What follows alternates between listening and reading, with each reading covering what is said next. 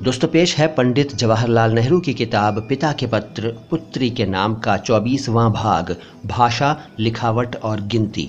हम तरह तरह की भाषाओं का पहले ही जिक्र कर चुके हैं और दिखा चुके हैं कि उनका आपस में क्या नाता है। आज हम ये विचार करेंगे कि लोगों ने बोलना क्यों कर सीखा। हमें मालूम है कि जानवरों की भी कुछ बोलियां होती हैं। लोग कहते हैं कि बंदरों में थोड़ी सी मामूली चीज़ों के लिए शब्द या बोलियां मौजूद हैं।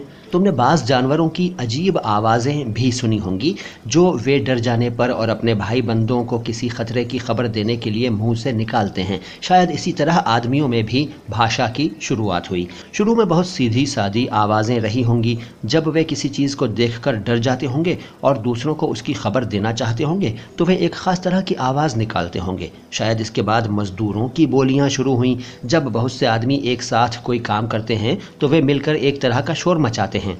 क्या तुमने आदमियों को कोई चीज़ खींचते या कोई भारी बोझ उठाते नहीं देखा है? ऐसा मालूम होता है कि एक साथ हाँक लगाने से उन्हें कुछ सहारा मिलता है। यही बोलियां पहले पहल आदमी के मुंह से निकली होंगी। धीरे धीरे और शब्द बनते गए होंगे, जैसे पानी, आग, घोड़ा, भालू। पहले शायद सिर्फ नाम ही थे, क्रियाएं न थीं।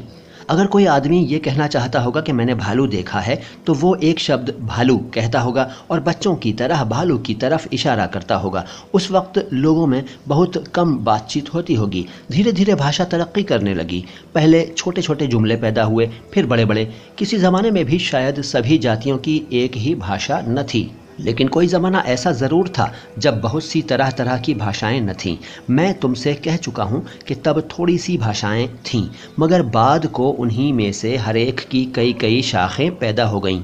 सभ्यता शुरू होने के ज़माने तक जिसका हम जिक्र कर रहे हैं, भाषा ने बहुत तरक्की कर ली थी। बहुत से गीत बन गए थे और भाट और गवैये उन्हें गाते थे। उस ज़माने में न लिखने का बहुत रिवाज था और न बहुत किताबें थीं, इसलिए लोगों को अब से कहीं ज़्यादा बातें याद रखनी पड़ती थीं। तुकबंदियों और छंदों को याद रखना ज़्यादा सहल है। यही सबब है कि उन मुल्कों में जहाँ पुराने ज़माने में सभ्यता फैली हुई थी, तुकबंदियों और लड़ाई के गीतों का बहुत रिवाज था। भाटों और गवैयों को मरे हुए वीरों की बहादुरी के गीत बहुत अच्छे लगते थे। उस ज़माने में आदमी की ज़िंदगी का ख़ास काम लड़ना था, इसलिए उनके गीत भी लड़ाइयों ही के हैं। हिंदुस्तान ही नहीं, दूसरे मुल्कों में भी यही रिवाज था। लिखने की शुरुआत भी बहुत मज़ेदार है।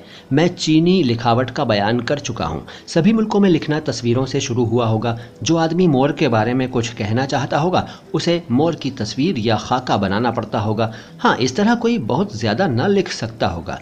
धीरे धीरे तस्वीरें सिर्फ निशानियां रह गई होंगी। इसके बहुत दिनों पीछे वर्णमाला निकली होगी और उसका रिवाज हुआ होगा। इससे लिखना बहुत सरल हो गया और जल्दी जल्दी तरक्की होने लगी।